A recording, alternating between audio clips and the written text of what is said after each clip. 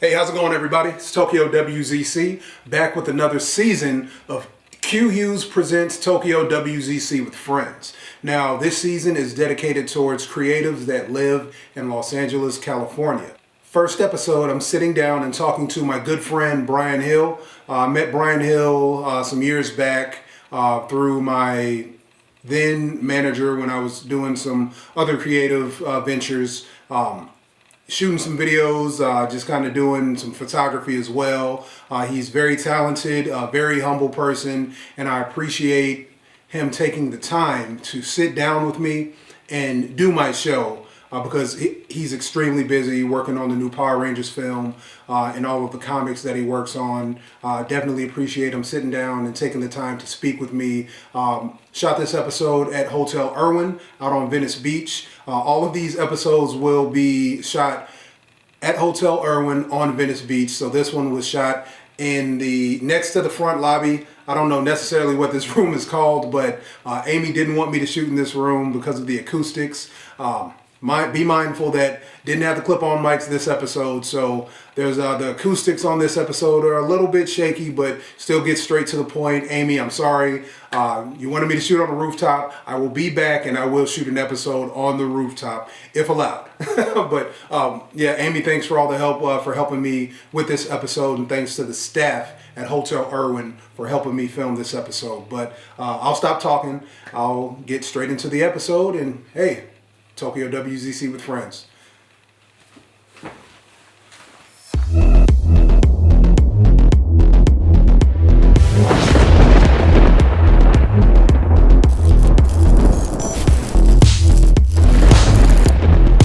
Okay, Power Rangers. Yeah. My friend, how did you land that? Okay, so I kind of slipped and fell into that. So the way it works out here is you get an agent, you get a manager.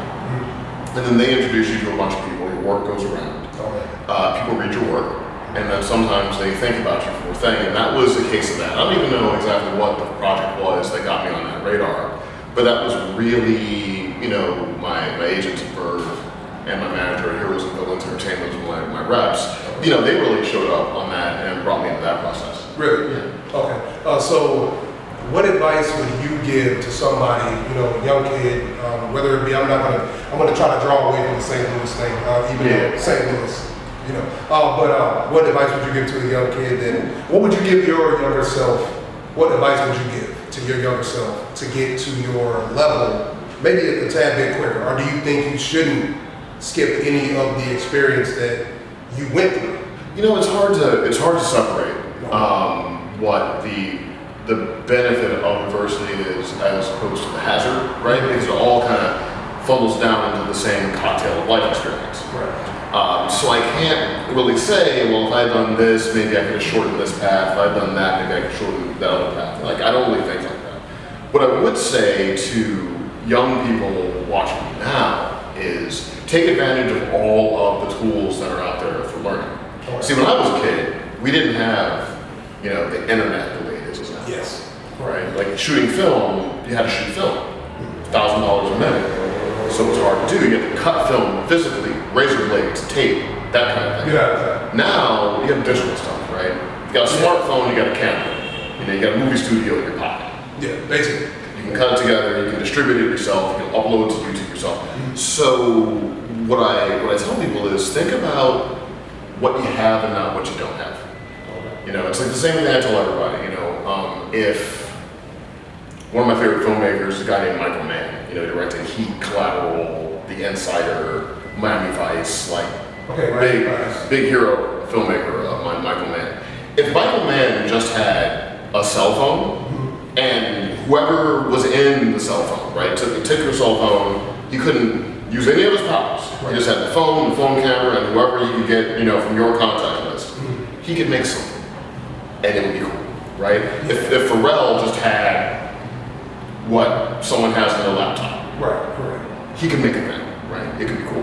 So what I see a lot are young people who think about what they don't have. Yes. But you have a lot, and so it's just a matter of just making things, writing things, shooting things, editing things, sharing things, getting feedback on it, building your voice up. That may be something I would have started earlier had I had the tools that existed. Exactly. You know what's funny is, we've communicated, we've known each other for a while. For a long time. And we kept the open line of communication. I'll write you on Facebook. You always respond back. Or I'll send you a text, you respond back whenever you can.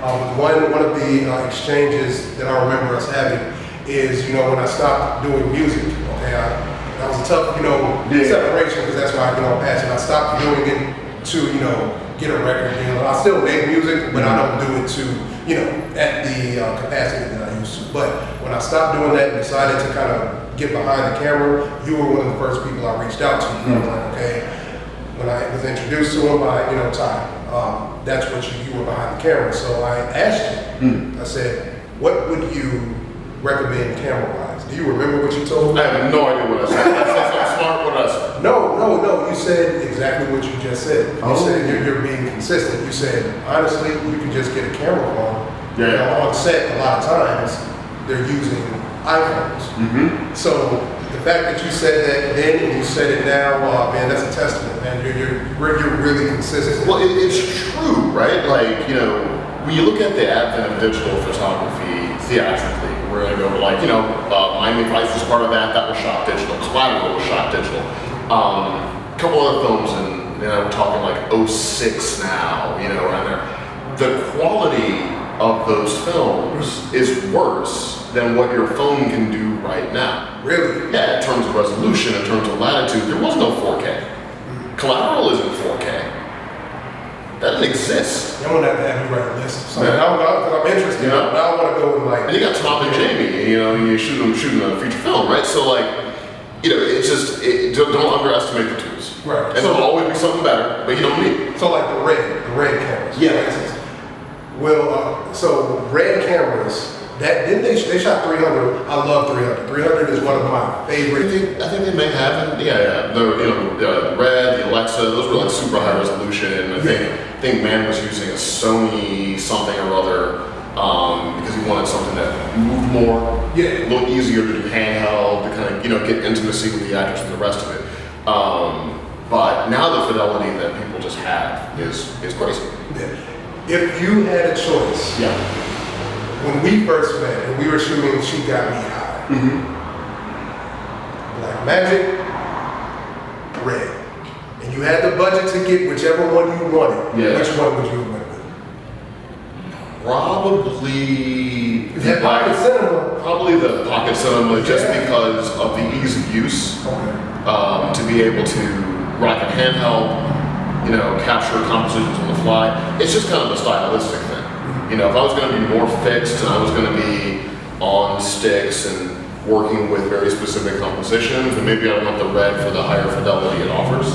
But if I want to be able to kind of react to what's going on and catch compositions as they're happening in front of me, the Black Magic is just an easier thing to work with. Like a camera package like that, if you're going to get the camera body, you're going to get lenses to see if you can get a monitor, so on and so forth, maybe a tripod to work with all that. That can run you an easy 25, 30 grand, right? So what I always suggest is use what you have, find talented friends, collaborate with them, and understand your grammar, right? It's the same thing like music. If someone is just starting to make music, right? They're just starting to rap, whatever it is. They got the lyrics on the legal pad or however they do it, maybe they did the notes app on the phone, what have you. I don't tell them to rush in and spend a whole bunch of money on engineers and studio time because you don't know what your voice is yet. So just like record into your laptop, like open up GarageBand, get a couple beats off the beat site, whatever it is, practice. Put hours of time in to figure out what your voice is. What's my style? How do I do this? How do I want to approach it? And you can work all that out with rough drafts. It's like sketches, right? Every art form has its own version of a sketch. So when it comes to film, it's no different. Especially now that you don't have to develop film. You can find a couple actors that are either just friends of yours or game that want to do it, or you can go to your local papers and put some I'm just trying to do some short films, like weekend shoots, whatever it is, and just get into that habit of shoot, edit, show, right? And embrace the chaos, knowing that Yeah, it might be messy at first. Yeah, That's fine. That's the big part It's about it. supposed to be messy at first, Yeah. right? But the only way you're going to refine it is through practice. And so the key is practice, practice, practice. And then when you really know what your voice is, you're like, oh, this is how I see the world. This is how I want to photograph the world. These are the kind of characters I like to work with. This is what I want to do with the language of cinema. Once you have that, then ladder up your tools. Then maybe get a little more ambitious, put a little bit more into it. Yeah, because now you know you're not really wasting your time or finance. The problem that people have a lot of times is they'll be interested in something from the beginning. And then they'll go ahead and spend a bunch of money. You know, like, oh yeah, I want to rap, so I'm going to spend a bunch of money on studio time. I'm going to get an engineer. And then they might get like a mixtape of stuff together and it won't really be there all the way. And then they'll feel like I spent all this money, I'm not going to get a result out of this. And then the interest wanes a little bit. Yeah. You know, happens in film, happens in writing, happens in work. So you just have to get accustomed to the process. Yeah. And the process, success isn't about when someone buys your stuff, right? I mean, that'll happen. You just keep showing stuff around when somebody buys something. Success is about when you discover who you are as a creator, who you are as an artist, what you want to say. Because once you know that, you're unstoppable, right? And so you just want to keep working until you find that thing, find your center.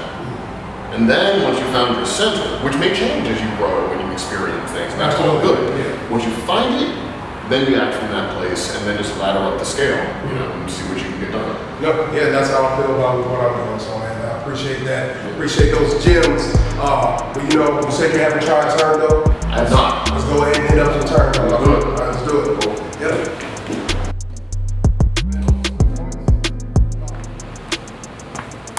All right, really quick, for all the fans of Titans on HBO Max, I had to ask Bryan the question: where is Cyborg?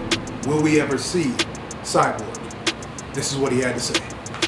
I know a lot of people are real excited about maybe seeing that character. And you know, I mean, it could be cool. It could be cool. Like, you know, those choices are all above my pay grade.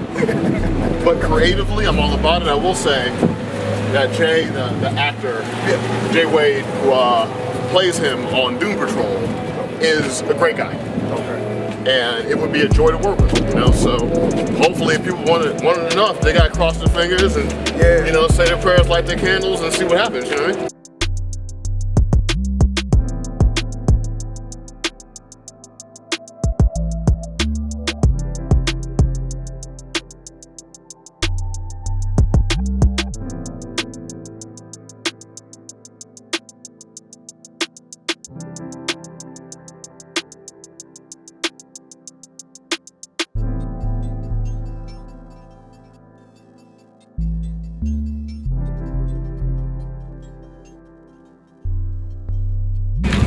All right, so what was the first job that you got that made you say, you know what, I did it, I made it?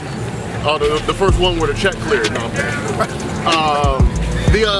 okay, so I was up in Toronto on season 1 of Titans, right? And I was producing my episode, which means I was on set, you know, just kind of seeing through the production.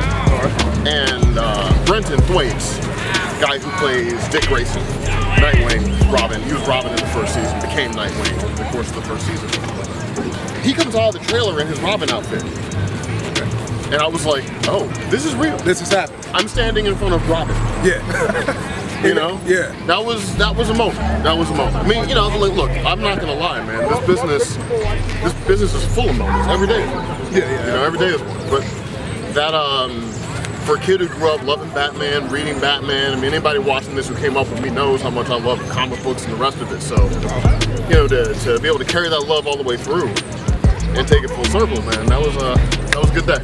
Oh man, I can only imagine, man. And I just want to commend you on all your success. Thank you. Cheers.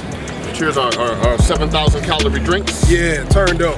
Turned up. This episode brought to you by Turned up. Turned up. Yeah, no, I got Davis. This isn't me. I'm not double fisting.